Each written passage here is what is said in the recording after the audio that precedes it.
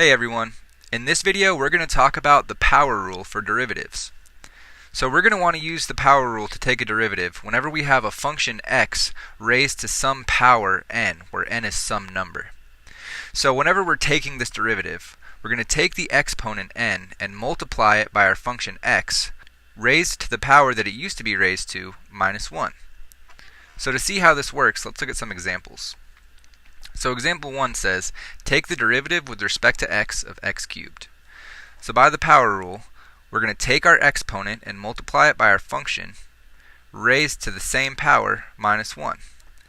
So we can simplify this to 3 times x squared.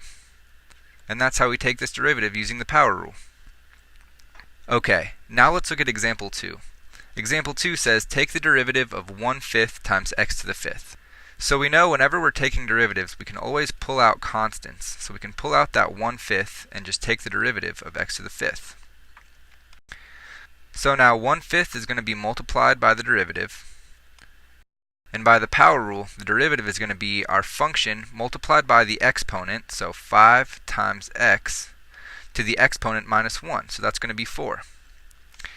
Now notice this 1/5 and 5 multiply together to make 1.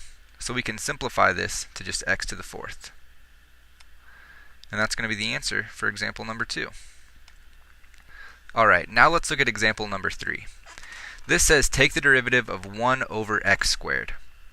So whenever we have our function in the denominator, we can't just use the power rule straight from there. We have to rewrite this so our function is in the numerator. So we can just rewrite this as x to the negative 2 power and bring it up into the numerator. Okay, so now we can use the power rule.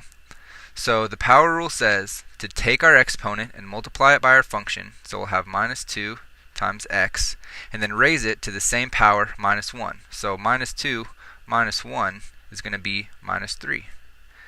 And then we can simplify this by bringing our function down into the denominator and rewrite that as negative 2 over x cubed. And that's going to be the final answer for example number 3. I hope this helps explain the power rule, and thanks for watching.